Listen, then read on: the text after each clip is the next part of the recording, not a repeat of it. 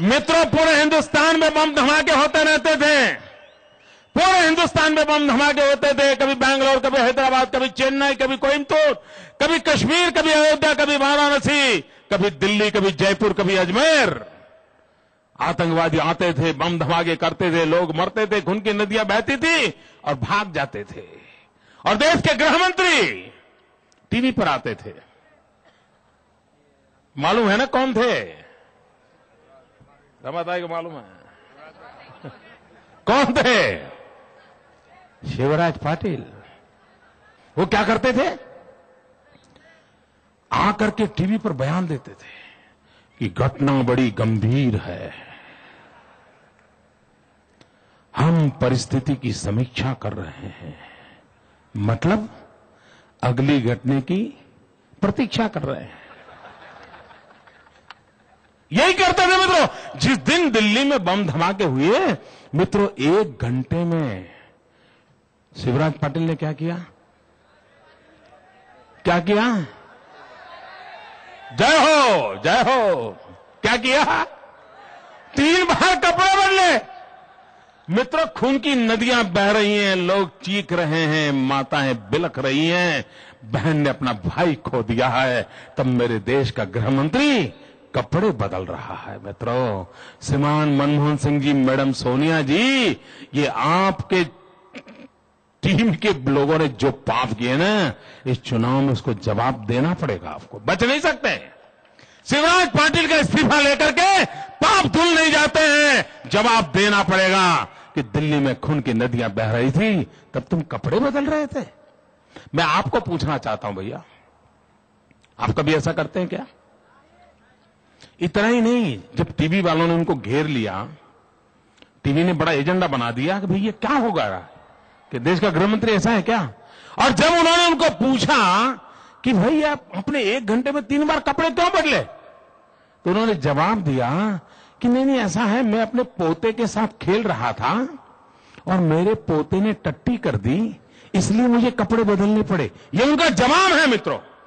ये आपकी इस महाराष्ट्र की धरती के, क्या कहूं मैं, कह नहीं सकता मित्रों। ये शिवराज पाटिल ने जवाब दिया है कि पोते ने टट्टी कर दी, इसलिए मुझे कपड़े बदलने पड़े। मैं भाइयों बहनों आपको पूछना चाहता हूं, आप घर में बैठे हो, टीवी चल रहा है, आपकी पसंदगी का बहुत बड़ा सीरियल चल रहा है, आपकी बहू या बहन या मां या बेटी बढ़िया से पकौड़े बनाए हैं, आप अपने घर के नन्हे से बच्चे के साथ खेल रहे हैं, बड़ा आनंद का माहौल है, और उस समय आपको खबर आ जाए कि आपकी सोसाइटी के बाहर एक एक्सीडेंट हो गया है और कुछ लोग मारे गए हैं। मुझे बताइए, आप क्या करेंगे? क्या आप पोते के साथ खेलेंगे? क्या आप टीवी देखेंगे? क्या आप पकौड़े खाएंगे? तुरंत भागोगे कि नहीं भागोगे? तुरंत जाओगे कि नहीं जाओगे?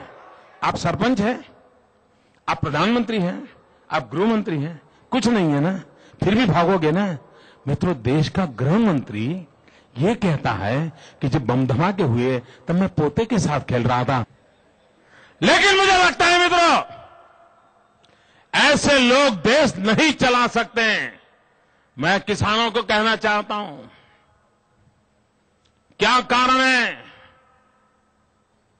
कि हिंदुस्तान का किसान गेहूं पैदावार करे, उसको 800 रुपए दिए जाएं, और क्या कारण है कि कोई गोरा किसान गेहूं पैदा करे तो उसको 1600 रुपया दिया जाए? क्या? मुझे शरद पवार जवाब दें, दिल्ली की सरकार जवाब दे, और मेरे किसान भाई बहन आप भी जवाब मांगना।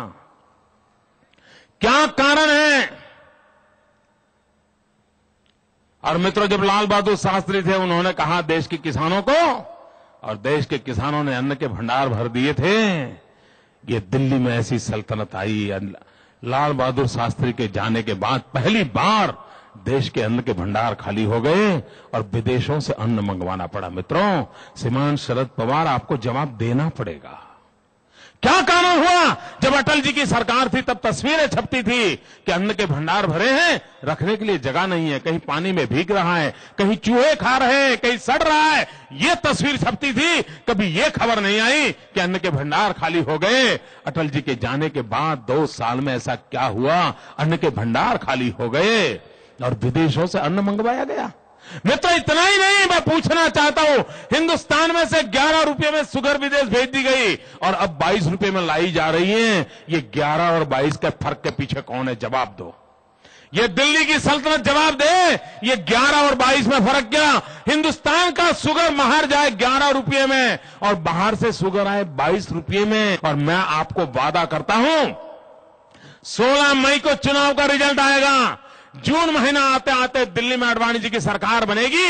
मैं सबसे पहले प्रार्थना करने वाला हूं, ये बिचौलियों को खोजो, उनको स्टिक लगाओ, ठिकाने लगाओ। देश के किसानों के पेट के साथ खिलवाड़ किया है, इनका जवाब मांगना चाहिए। और इसलिए भाइयों बहनों, मैं आपसे कहना चाहता हूं, मित्रों, ये दिल्ली की सल्तनत वोट बैंक की राजनीति के लिए क्या कर रही है, मैं मेरी माताओं को बहनों को कहना चाहता हूं।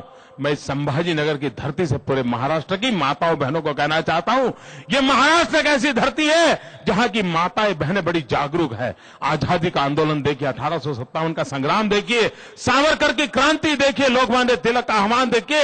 हर समय महाराष्ट्र की माताओं बहनों ने हमेशा अग्रिम पंक्ति में काम किया है। मैं एक काम के लिए आज मैं महाराष्ट्र की माताओं बहनों के पास भिक्षा मांगने के लिए आया हूं और मैं चाहता हूं मेरी महाराष्ट्र की माताएं बहनें पूरी ताकत के साथ दिल्ली की सल्तनत को जुगाने के लिए मैदान में आए। माताएं बहनें, एक समय था, हिंदुस्तान का कानून था सीआरपीसी में, कि अगर कोई महिला पुलिस में शिकायत करती है कि फलाने व्यक्ति ने मेरे साथ बलात्कार करने का प्रयास किया, तो पुलिस का दायित्व बनता था तुरंत उसको जेल में बंद कर देना। मुझे बताइए, किसी महिला पर बलात्कार का प्रयास हो तो वो नराधम जेल में जाना चाहिए कि नहीं जाना चाहिए? नराधम को जेल में बंद करना चाहिए? उस गुनहगार को तुरंत जेल में बंद करना चाहिए? जरा जोरों से जवाब दो ना। उसको बंद करना चाहिए? जेल में फिट कर देना चाहिए? मित्रों, दिल्ली की सल्तनत ने भी कानून में बदल किया, इसी 1 महीने पहले किया है। उन्होंने अब ये कहा है, ये मैडम सोनिया जी आपको जवाब देना पड़ेगा और सारे महाराष्ट्र में कांग्रेस वालों का जवाब मांगिए, एनसीपी वालों का जवाब मांगिए। उन्होंने कानून में बदल किया है कि किसी मां बहन पर बलात्कार का कोई प्रयास करता है और अगर वो बहन शिकायत करती है तो पुलिस उसको अरेस्ट नहीं कर सकती। उस पुरुष ने उस महाशय को चिट्ठी लिखनी पड़ेगी कि मेहरबान कदरदान, हमारे पास जानकारी आई है कि आपने कोई ऐसा पाप किया है या पाप करने का प्रयास किया है, क्या बताइए, हम आपको अरेस्ट करने के लिए आए और कहां आए। ऐसी चिट्ठी भेजनी पड़ेगी। मुझे बताइए साहब, चिट्ठी भेजने के बाद वो सबूत रहने देगा क्या? वो कभी पुलिस के हाथ आएगा क्या? मित्रों, गुनहगारों को भागने के लिए इजाजत देना, महिलाओं पर बलात्कार होने की संभावना, उसको बढ़ावा देने वाला एक कानून में परिवर्तन किया गया है।